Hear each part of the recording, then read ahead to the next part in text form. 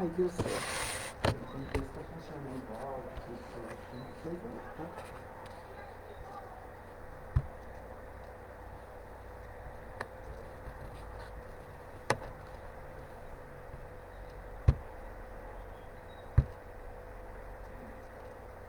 Pode falar, tia, que a gente vai funcionando. Deixa eu a página. Acessa aí, tá vendo? Vê se a altura tá boa. Está funcionando assim, pode falar. Estou vendo aqui.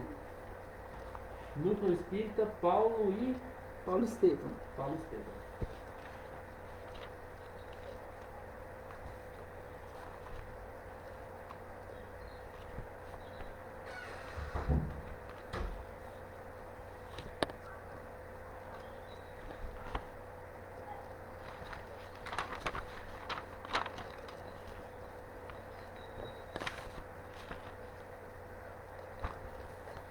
Meus irmãos, boa noite a todos. É com muita alegria que cumprimentamos os irmãos do Núcleo Espírita Paulo de Tarso, nessa noite em que nós estamos, vou falar, iniciando, né, as palestras à distância, nesses momentos em que nós não podemos nos encontrar pessoalmente. As lições do Evangelho, como sempre, nos trazem um grande conforto moral, um grande conforto espiritual. E nós vamos ler aqui agora, para a gente fazer a prece, o item 3 do capítulo 6, o Cristo Consolador. Se me amais, guardai os meus mandamentos, e eu rogarei a meu Pai, e ele vos enviará um outro Consolador, a fim de que fique eternamente convosco, o Espírito de verdade, que o mundo não pode receber, porque não o vê e absolutamente não o conhece.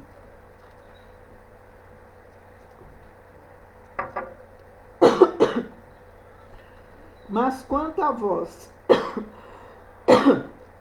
conhecê-lo-eis, porque ficará convosco e estará em vós. Porém, o Consolador, que é o Santo Espírito, que meu Pai enviou em meu nome, vos ensinará todas as coisas e vos fará recordar tudo o que vos tenho dito. São João, capítulo 14, versículos 15 a 17 e 26. Então vamos agora fazer a nossa prece. Cadê a folha da palestra, gente?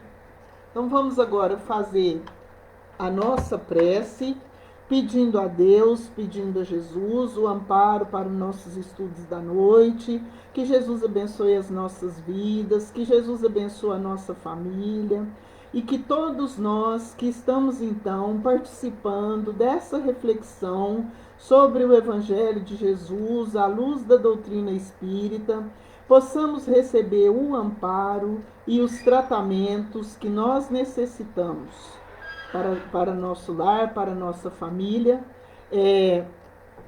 para o nosso lar, para nossa família. E que vamos, quem quiser já pode colocar a água aí perto na mesa para poder fluidificar. A minha já está aqui.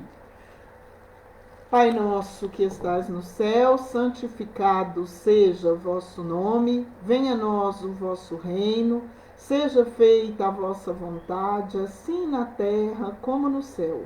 O pão nosso de cada dia nos dai hoje, Senhor. Perdoa, Pai, as nossas dívidas, assim como nós perdoamos a quem nos tenha ofendido.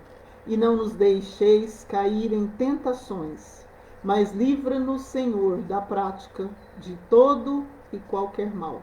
Que Jesus nos abençoa, nos protege, nos guarda, em nome de Deus, em nome de Jesus. Vamos começar o nosso estudo. Reencarnação e transformação íntima.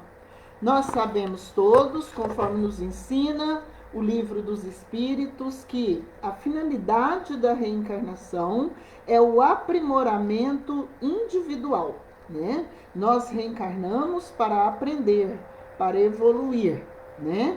E As reencarnações, elas são em número quase infinito, conforme nos ensina o Livro dos Espíritos, porque o aprendizado acontece de forma lenta, né? Nós demoramos para aprender, para colocar em prática as lições de vida eterna.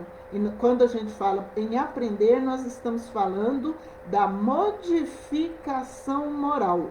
Não tem como reencarnar, seja quantas vezes for, e ser bem-sucedido espiritualmente, ser vitorioso, se não há transformação íntima, se não há modificação íntima, né? Então nós podemos conhecer toda a doutrina, né? Vamos recordar aqui o trecho da carta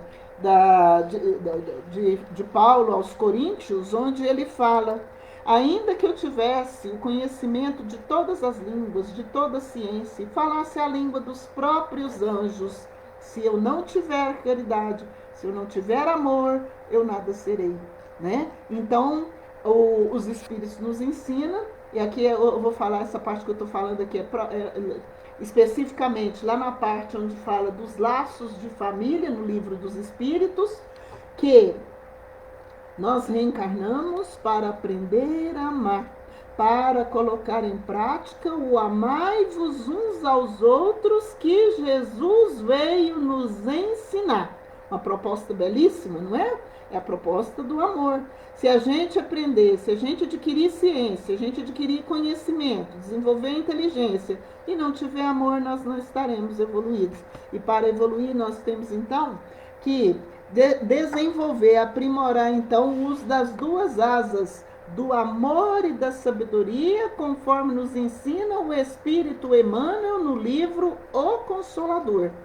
E para que nós possamos fazer então a aquisição desses conhecimentos, dessas virtudes, né? Porque é virtude, é qualidade, é conhecimento, nós temos então que passar pelas provas que a vida corporal nos oferece. Daí a necessidade de reencarnar. Porque a gente muitas vezes pergunta, mas não teria um jeito de eu reencarnar sem o corpo físico? Não tem jeito de eu evoluir sem o corpo físico? Por que eu preciso vir na Terra? Eu podia aprender isso no mundo espiritual. É porque a vida na Terra, a vida no corpo físico, nos oferece as experiências do mundo material, as lições da vida material, de que temos necessidade para evoluir. Lembrando sempre aos nossos irmãos que a nossa verdadeira vida é a vida espiritual. A vida na Terra é breve e passageira. O espírito só reencarna realmente, só está sujeito à prova das encarnações enquanto não é espírito evoluído, enquanto é espírito imperfeito, né? Espírito passada essa fase de imperfeição, de ignorância da vida eterna, de ignorância espiritual. Nossa, mas ignorância para nós os espíritos somos tão esclarecidos em termos de vida maior, em termos de leis universais, em termos de conhecimento do funcionamento, do mecanismo do universo. Nós ainda não estamos evoluídos não, meus irmãos. Nós ainda estamos assim, como aprendizes das primeiríssimas lições. Tem uma parte no Livro dos Espíritos onde os espíritos superiores vão dizer que nós apenas saímos da primitividade. Para a gente verificar isso aqui, antes da gente avançar mais um pouco na nossa lição, vamos verificar o seguinte: olha a escala dos mundos. Os mundos primitivos, os mundos de expiação e de provas, os mundos regeneradores, os mundos ditosos, os mundos felizes ou divinos. Então, nosso planeta ainda está assim numa condição de vida muito precária, né? Nossa condição moral, nossa condição espiritual, de conhecimento, ainda é muito limitada, né? Nós ainda somos muito necessitados nesse ponto. E para a gente fazer essa caminhada evolutiva, não tem como fazer essa caminhada, vamos dizer assim, viajando, né? Porque a vida é uma viagem, a jornada evolutiva é uma grande viagem. Se a gente viajar somente em ônibus, de ar condicionado, né? Com água gelada, cafezinho, né? Tem agora eu não sei, eu nunca viajei em ônibus executivo, alguns têm café, tem água gelada, quando a viagem é muito longa, tem antigamente tinha as rodomoças, agora eu não sei nem como funciona. Se a gente fizer só esse tipo de viagem, a gente não cresce não. A gente não evolui não. Tem uma questão no livro dos Espíritos, acho que a questão está ali em torno da questão de número 1000, agora não sei o número não. Fala o seguinte, que para a gente evoluir, para a gente mudar de degrau evolutivo, é preciso que a gente seja atingido no orgulho, na vaidade, é preciso que nós tomemos esses arranques da vida, vamos dizer assim, para a gente evoluir. Porque se ficar só lá, passo suave, chamadinho pacífico, não tem isso não evolui não. Nós precisamos das grandes lições. E nós precisamos dessas grandes lições para que nós possamos, então, meus irmãos, fazer a modificação na nossa forma de sentir, de perceber e de viver no mundo que nos rodeia, tendo como vista, então, modificar a nossa condição de harmonização com as leis universais. Acho muito interessante, porque eu li há algum tempo, e vou ler outra vez que eu aprendi pouco, o livro Mecanismos da Mediunidade, de André Luiz, e ele diz o seguinte: qual que é a finalidade da reencarnação? Modificar o campo energético. Fácil, né, essa resposta? Modificar o campo energético. Mas como é que se modifica o campo energético? Aí é que são elas, né? Porque ninguém modifica o campo energético em lições suaves. É preciso passar pelas dificuldades, pelas tormentas, né? Quando eu era criança, eu ouvia os antigos falar à minha volta que é preciso passar pela engenhoca, né? Nunca mais ouvi ninguém falar isso, mas trouxe essa referência aqui para a gente saber que essa engenhoca é muita dificuldade, né? Quando tinha alguém passando por uma prova tão difícil, eu ouvia minha mãe, os compadres da minha mãe e do meu pai falar assim: fulano está passando pela engenhoca. É porque estava passando por uma prova muito difícil. Então nós precisamos das grandes provas, né? Eu vou ler uns trechinhos aqui, retirado do livro Agenda Cristã, autor André Luiz, né? E a primeira lição que eu vou tomar aqui agora, eu só vou ler um trechinho. É o seguinte: o homem renovado para o bem é a garantia substancial da felicidade humana. Eis porque, antes de tudo, é imprescindível o engrandecimento do ser diante da vida e do universo, invariavelmente tocados nos menores ângulos pelas maravilhas divinas. Se o homem não se renova para o bem, não se renova moralmente, não se sente diferente diante das tormentas da vida, aí não tem evolução. Aí ele não se harmoniza. Aí o campo energético não se modifica. O campo energético está ligado às qualidades do nosso pensamento. Vamos pensar um pouquinho na aura. O que é a aura? Ou a chamada psicosfera individual? É o conjunto das energias que circundam o nosso espírito. Então, os mentores espirituais, ao nos ver, eles enxergam perfeitamente a qualidade das energias que circundam os nossos espíritos. Mas que energias são essas? Das mesmas qualidades dos nossos pensamentos, das nossas palavras, das nossas ações. Até aquelas ações mais secretas, que a gente às vezes pensa: não, eu vou fazer de conta aqui que eu sou bonzinho, que eu sou desse jeito, né? Fala muito manso, muito delicado, mas não pode pisar no pé não, que a gentileza desaparece. Até esse tipo de energia está em volta do nosso espírito. E os espíritos superiores veem isso com facilidade. A gente às vezes não vê, mas a gente percebe, quando, por exemplo, é mais ou menos agradável ficar perto de determinados irmãos nossos, né? Nossa, mas fulano tem uma aura carregada, a gente não aguenta, é muito difícil, né? E nós também, com certeza, temos um momento lá que é carregado, que a gente não dá conta. Então, a gente tem que melhorar. Nós temos que ser boas companhias primeiro para a gente mesmo e depois para aqueles que vivem conosco. Porque também ninguém é obrigado a aguentar, né, meus irmãos? Né? Como orientar os acontecimentos, conduzir providências, controlar manifestações ou harmonizar elementos para determinados fins, sem equilíbrio na fonte dos efeitos, situações e ocorrências sediadas em nós próprios, em nós mesmos. Né? Então, por exemplo, uma pessoa que reencarna com um grave problema de saúde, aquela situação de dor, aquela situação de conviver com a saúde só vai levá-la à promoção espiritual quando ela aceita o sofrimento como lição necessária ao aprendizado espiritual.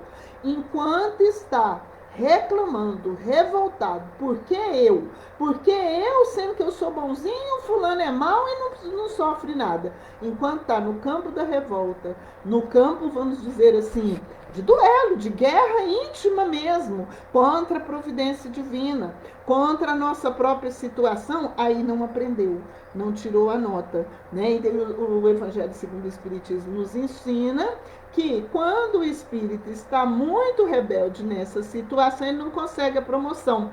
Aí o que acontece? Ele cai no que se chama de repetência reencarnatória. É preciso reencarnar de novo para passar pela mesma prova até conseguir a promoção. Eu estou me lembrando aqui um livro que eu não li ele todo não.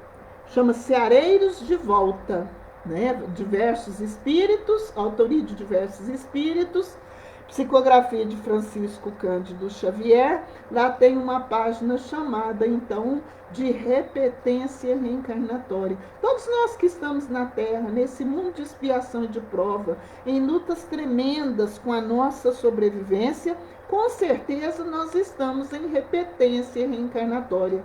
Raros são os espíritos que reencarnam e retornam ao plano espiritual como vitoriosos nas provas, nas lutas que veio aqui aprender. E para que nós possamos, então, melhor refletir sobre esse assunto, né, da gente sair vitorioso numa prova, que a gente só sai vitorioso numa prova quando aprende. E quando é que aprende? Quando se modifica em razão do conhecimento adquirido. Eu posso conhecer todos os livros da doutrina espírita, os da psicografia do Chico, os da psicografia do Divaldo, os da psicografia desses milhões de médiuns que estão escrevendo mediunicamente no mundo todo. Eu posso conhecer toda a obra da codificação. Se eu não tiver amor, se eu não tiver o conhecimento da ciência, se eu não tiver caridade, eu nada sou. Pode até entregar o corpo para ser queimado, como diz Paulo de Tarso. Se não tiver caridade, se não se modificar, se não se harmonizar com o amor do Eterno Pai, com a lei divina, com a lei natural, não adiantou, né? Nós temos hoje uma história para a gente refletir, que está no livro Pontos e Contos.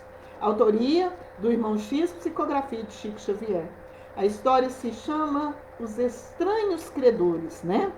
Então o irmão X vai falar que poucas vezes ele viu entidade tão bela, tão formosa e tão bonita, a nobre Diana, que ele ficou sabendo que se consagrara então ao ministério de iluminação das almas cegas e infelizes. Tão bonita, hein?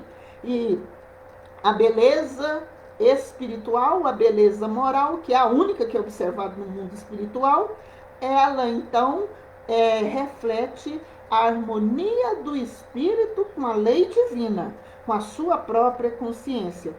E Diana, nesse ministério, nesse trabalho de esclarecimento das almas cegas e infelizes, ficava semanas no abismo.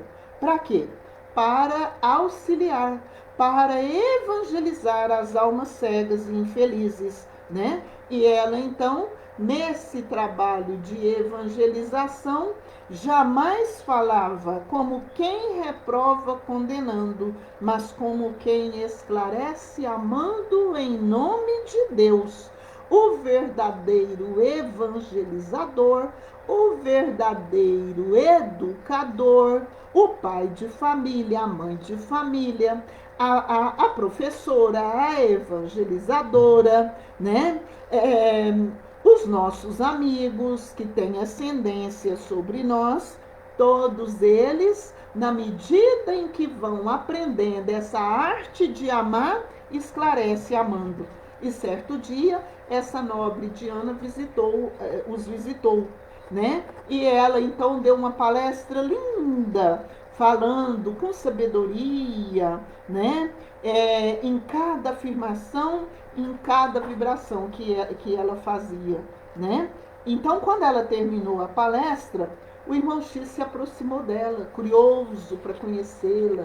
E todos aqueles que estavam na excursão espiritual procurando aprender, também se aproximaram da nova Diana, né? Emocionados, observando a dedicação, a renúncia dela em favor das almas embrutecidas. Indaguei então o porquê do seu sacrifício, né? E recebeu respostas surpreendentes, né? E ela fala assim para ele, sem nenhuma afetação, naturalmente. No impulso espontâneo da minha consciência, ofereci às entidades sofredoras que vivem nos lugares tenebrosos do mundo espiritual 50 anos de serviços, né? E não me envergonho de explicar o porquê do meu gesto, né? E ela então, continuando a explicar para eles o caso dela, que passou a servir de exemplos para todos que tomem consciência da sua história, disse: eu não sei se vocês conhecem as extremas dificuldades do espírito para alijar as vestes animalizadas do sentimento. Palavras pesadas, né? Vestes animalizadas do sentimento. Nós vivemos muito isso em todos os lugares onde nós frequentamos, né? A pessoa é muito civilizada, é muito mansa, mas quando conhece a intimidade da pessoa, vê que não é tanto assim não, né? Quando chega em casa, quando está na família, quando vai falar com alguém mais humilde, a prepotência fala mais alto, o orgulho fala mais alto, a vaidade. E Diana então vivia em luta com tudo isso. E ela continuou: confesso que pertencia à classe das piores mulheres que já existiram no círculo do planeta. O ciúme, o egoísmo e a vaidade eram o meu trio de verdugos cruéis, verdadeiros inimigos cruéis dela.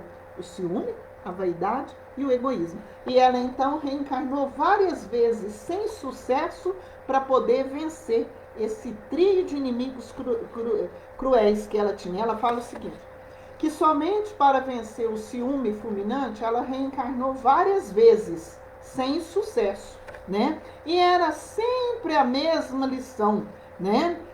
A mesma situação. Sempre a recapitulação do momento vicioso. Envenenava meu companheiro pelo ciúme, destruiu o lar pelo egoísmo e perdi os filhos através da vaidade. E ela reencarnou tantas vezes que houve uma época que de repente ela se viu sozinha. Por que ela se viu sozinha? Porque os filhos, o marido, os pais dela, os seus mentores espirituais evoluíram e foram para esferas mais altas, né? Porque conquistaram esse mérito, esse merecimento, esse direito, né, de habitar esferas mais altas.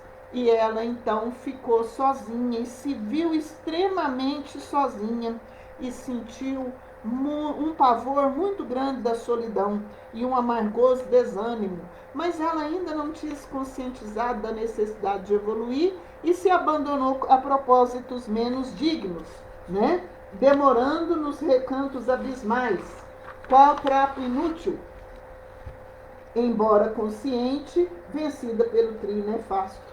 E ela viveu assim por muitos anos. Mas, como ninguém está perdido, como ninguém está esquecido pela providência divina, houve um dia em que ela recebeu, então, a visita de uma nobre emissária do bem, uma mensageira, que então foi contar para ela a história da sua própria vida. E Diana conta para o irmão X e aqueles que estavam com eles que a nobre emissária passou por uma experiência semelhante à da Diana.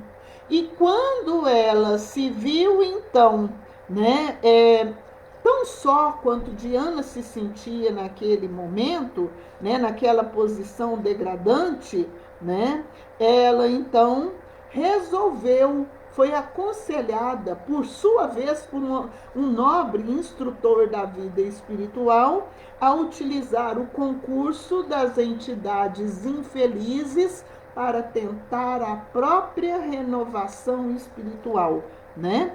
Então, que ela, a emissária, voltou à Terra na qualidade de mães de filhos monstruosos, fisicamente e espiritualmente, o estágio, a situação de dor que o espírito estava vivendo, né? Então, essa condição de mãe de crianças, de espíritos monstruosos, exigiu dela tanto testemunho de dedicação e de sacrifício, de dor, de sofrimento, que ela então conseguiu triunfar sobre essa tríade tenebrosa. Que tríade é essa? O ciúme, o egoísmo e a vaidade. Ela dominou o ciúme e o egoísmo num espaço de 70 anos. Não deita não. Senta aqui, então, porque senão você não vai conseguir assistir. Perdão, meus irmãos.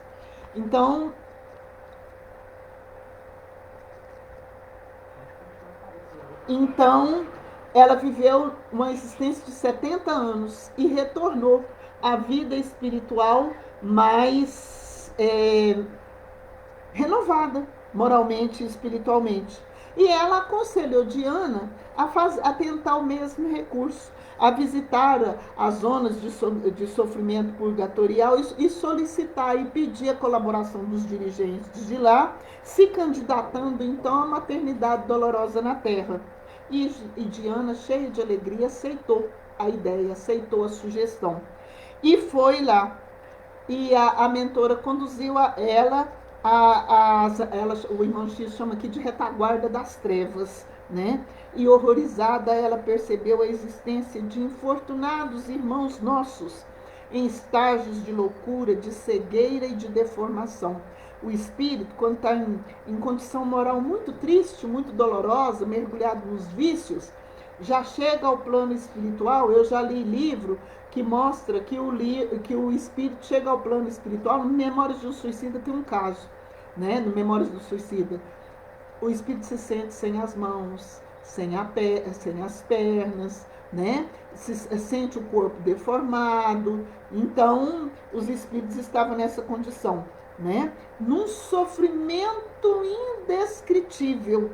E ela ficou com tanto medo de aceitar aquela solicitação que ela foi fazer, mas amparada pela mensageira do bem, consciente da sua própria necessidade, ela afinal pediu a concessão, pediu para ser mãe de crianças infelizes, de crianças monstruosas, né? Com todo respeito que é dito aqui. E quando o coração dela sentiu amor pelas crianças, diante do sofrimento deles, né, o vigilante daquela atormentada região aceitou então o pedido dela. E ela aceitou o compromisso e foi designado para ela 4 crianças monstruosas que caberia a ela adotá-los como filho. E eles então reencarnariam com ela dentro de pouco tempo. E ela então reencarnada se viu desde cedo em condições dolorosas e precárias.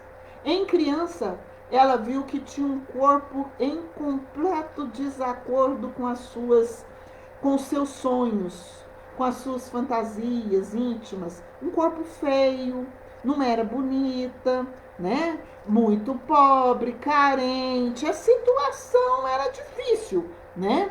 Então, a princípio, ela se sentiu revoltada, mas ela foi então lavando as manchas da revolta com essas lágrimas benfazejas.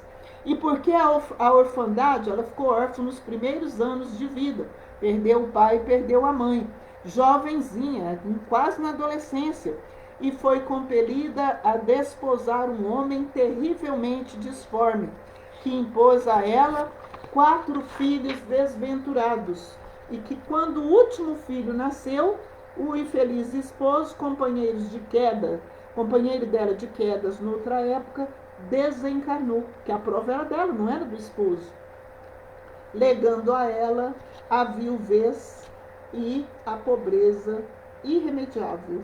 E ela então tentou trabalhar para poder sustentar os filhos, mas o sofrimento dos filhos não permitiu. Um era cego, o outro leproso e os 2 aleijados. Então ela não tinha condição de trabalhar. E ela era mantida pela caridade pública.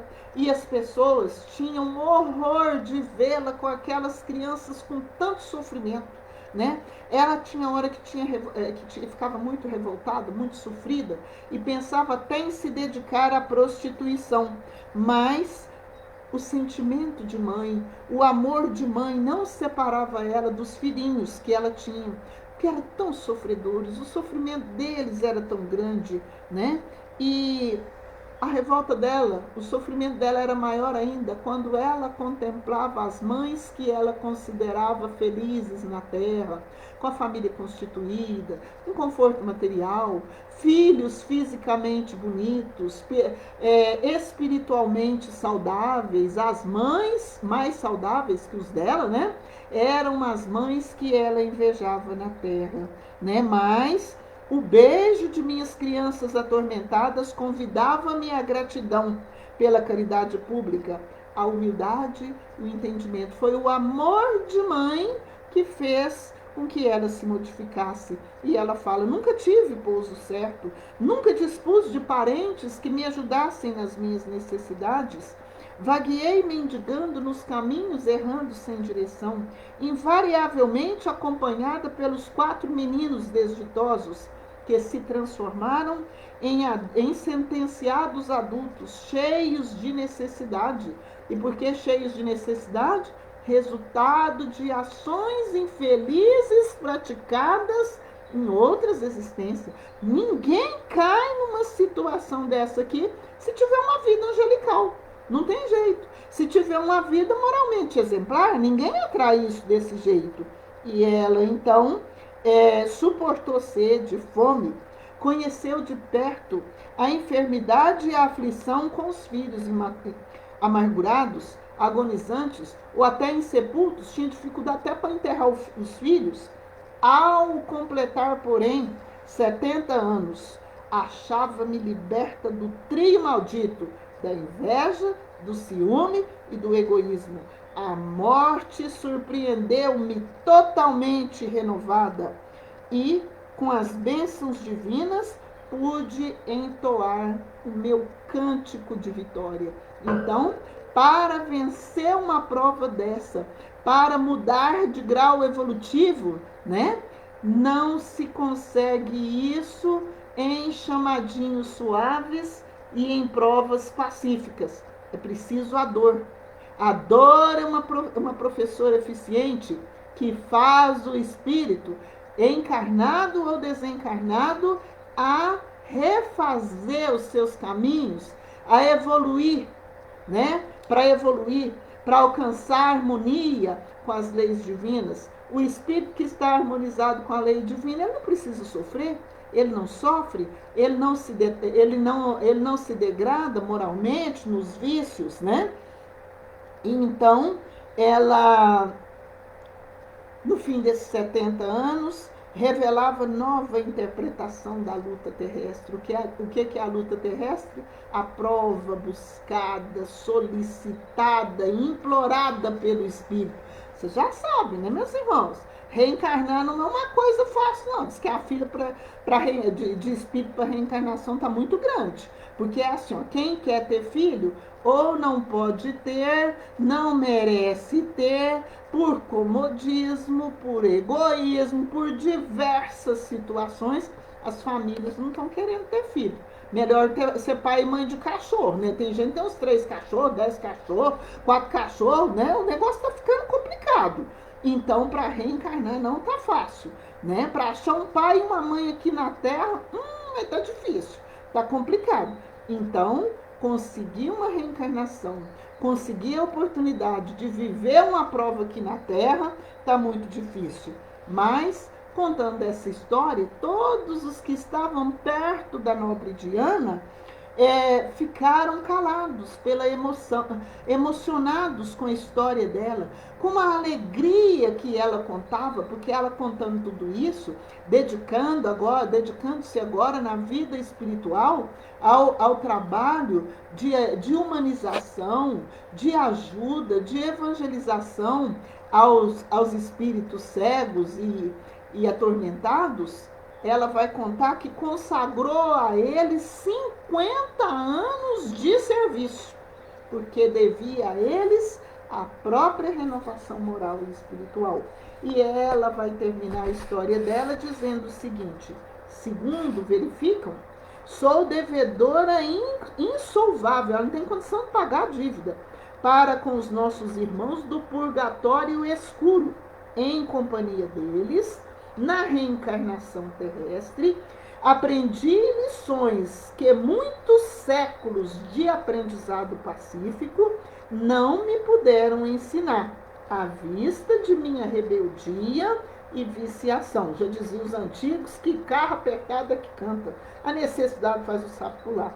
É tão grande a minha alegria e tão bela a minha noção de vitória espiritual, que se rastejasse nas trevas por alguns milênios, a fim de servi-los, não lhes pagaria em hipótese alguma quanto lhes fiquei a dever para a eternidade, né? Então, é ajudando a criatura que nós nos ajudamos a nós mesmos. Então, por exemplo, nós estamos dentro do nosso lar, que é a primeira escola da alma, é a primeira escola do espírito, para que nós, ajudando-nos uns aos outros, possamos aprender a nos amar como irmãos. E esse nos amar como irmãos não é só na hora de felicidade, não.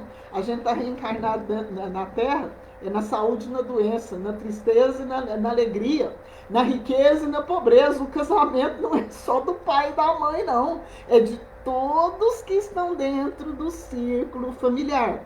Nós estamos vivendo época agora, na época da pandemia, que a gente tem aquele dever de ficar preso dentro das nossas casas, né? Então vamos aproveitar esse momento para que nós possamos assim nos aproximarmos moralmente, emocionalmente dos nossos entes queridos e agradecer a Deus porque nós os temos junto conosco, né? Então essa é a nossa lição sobre reencarnação e transformação íntima, né? E nós vamos terminando aqui agradecendo a Deus, agradecendo a Jesus, agradecendo os mentores do Núcleo Espírita Paulo de Tarso, agradecendo a equipe espiritual do Dr. Bezerra, os meus protetores que velam por mim, que me ensinam, que ajudam a conduzir a palestra, a coordenação dos estudos. E mentor, vocês já sabem, né? Mentor não tem sossego. Conheço um médico que fala o seguinte, que mentor podia aposentar com 5 anos de trabalho, porque eles não têm sossego. É 5 que vale 60 de trabalho, né? Então, nós agradecemos os nossos amigos espirituais, agradecemos a presença dos irmãos, a participação dos irmãos, e vamos então fazer a nossa prece de encerramento, agradecendo a Deus, agradecendo a Jesus, aos benfeitores espirituais, a lição do Evangelho da noite. pedindo a Jesus a fluidificação das águas, o amparo com os recursos fluídicos para todos aqueles que estão acompanhando a lição. Que Jesus abençoe a todos. Pai nosso que estais no céu, santificado seja o vosso nome. Venha a nós o vosso reino. Seja feita a vossa vontade, assim na terra como no céu. O pão nosso de cada dia nos dai hoje, Senhor. Perdoa, Pai, as nossas dívidas, assim como nós perdoamos a quem nos tem ofendido. E não nos deixeis cair em tentação, mas livra-nos, Senhor, da prática